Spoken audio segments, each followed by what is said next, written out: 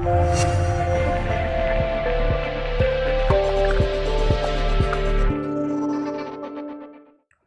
students, welcome to Swayam Shiksha. Welcome to our editorial snippet program. Today's topic for discussion, there was this article in Hindu newspaper, what rising inequality means. Of course, there were a lot of questions asked. For example, this was the previous question which was asked in 2020 mains. COVID-19 pandemic accelerated class inequalities and poverty in India. Comment. Now, please observe this question. COVID-19 pandemic accelerated class inequalities and poverty in India. This you can take this question. This was part of Indian society.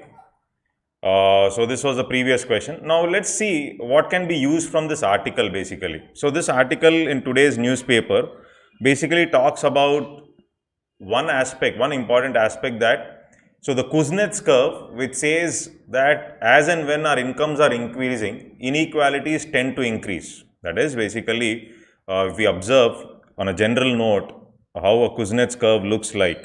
So, if we talk about Kuznets curve, as and when our incomes are increasing, inequalities first tend to increase, and then there will be this inequalities decreasing.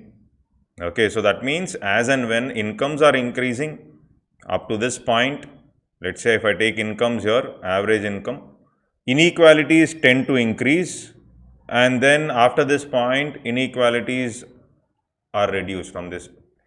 So that means here when we talk about inequalities, there is always this relationship between income and inequality. But this article basically talks about a little different aspect. What it says is, it's not just about increasing inequalities. If we make a comparison between different countries, there are other issues with respect to redistribution of income. Okay, so or we can talk about redistribution programs, that is the taxes which government collects, are they being redistributed effectively or not, whether the PDS program or DCT is working effectively or not, or is the government really successful with respect to redistribution. This is an important aspect which we need to understand here. So whether we have effective measures of redistribution and discouraging undue accumulation. So these are the other reasons which are clearly stated here. Okay, so it's not just about income, but there are other aspects like whether government has effective redistribution mechanisms as well as discouraging undue accumulation. So these are the two factors which are discussed in this particular editorial in the op-ed page today. So one more observation here is, so here we have several reports talking about inequalities, etc. So some facts will become important when we write answers for such questions which were asked in Indian society last year. So for example, we see wealth-wise, the top 10% of the global population is owning 76%, and the bottom 50% share a mere 2% of the total wealth. So when we talk about the total wealth, so top 10% of the global population owns 76%, and the bottom 50% share a mere 2% of the total wealth. Now this is again a clear indication of inequalities. And one more important understanding here is the impact of COVID has led to two important aspects here. One, the middle class has widened. So this is what is understood from this article. That is, the 40% in the middle are owning 40% of the income. That is, the middle class has widened. And one more important aspect is the poor people are struggling a lot. Okay, the poor people are becoming poorer. So this is one more indication from this article. And then another important aspect is it that these inequalities are same across all the countries, or the richer countries are more successful in handling inequalities, etc. So that is wrong again. What is the observation here is, we can see the average income levels is a poor indicator, because when we see high income countries like US, which have high levels of inequality, compared to countries like Sweden, which have moderate levels of inequality. That means when we talk about income alone is not a right predictor. You have other important aspects which we have discussed, like the redistribution of income through schemes, government programs, as well as government measures to restrict accumulation of wealth. Okay, so these are the other two reasons which you should observe. And another important aspect which we'll try to understand here is rich nations and poor governments. Now, what is this rich nations and poor governments in this article is, Okay, so the wealth concentration and income around the world has also resulted in rich nations having poor governments. Rich nations having poor governments means government is giving away its most of the important fundamental aspects to the private player, or government are poor with limited resources and therefore gradually moving into private hands.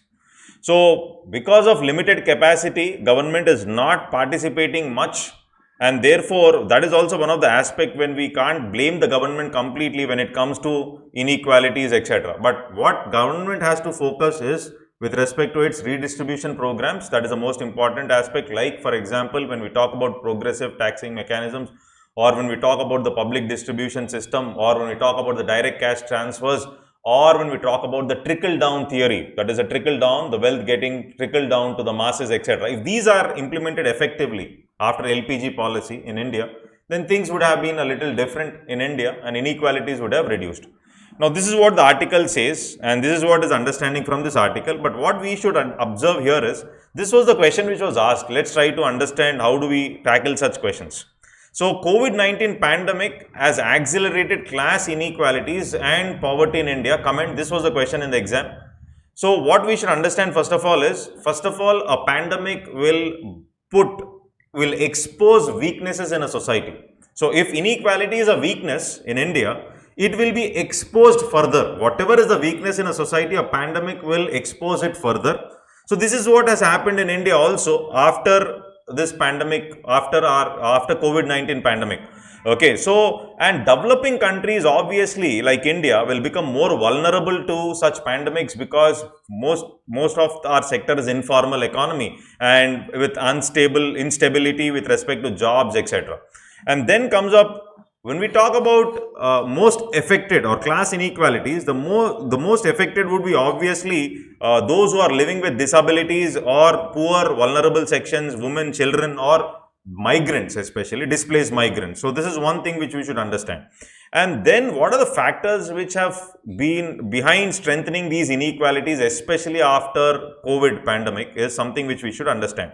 For example, when we talk about inequalities is not just about wealth, inequalities in learning. So, when we talk about online programs, etc., because of COVID, according to ASCR report, annual statistics or status of education, we observe that only 1/3 of India's children have access to online education. Now, this is increasing inequalities with respect to learning or education basically.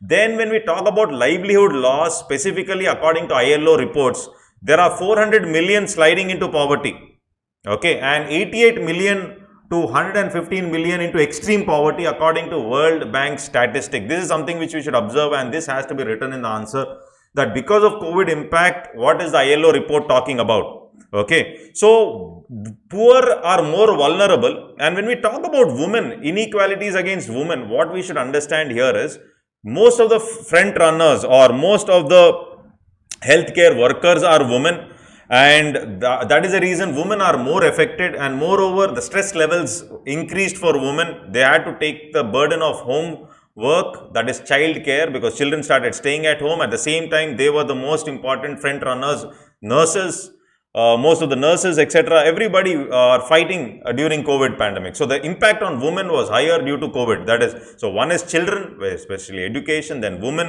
then talking about poor according to ILO statistics, then nature of jobs basically. So, when we talk about informal employment in India, or we have gig employment and migrant workers, so job losses 140 million. Okay, so this is one report. So, that means how vulnerable our jobs are. So, this is one more thing. And then we can talk about the Oxfam report.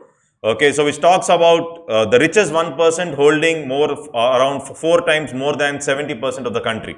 So, when we have to talk about the global statistics, okay, which can be discussed from this particular article, so we can come up with these statistics for such thing, like we can talk about top 10% of the global population owning 76% and bottom 50% share only 2% of the total wealth.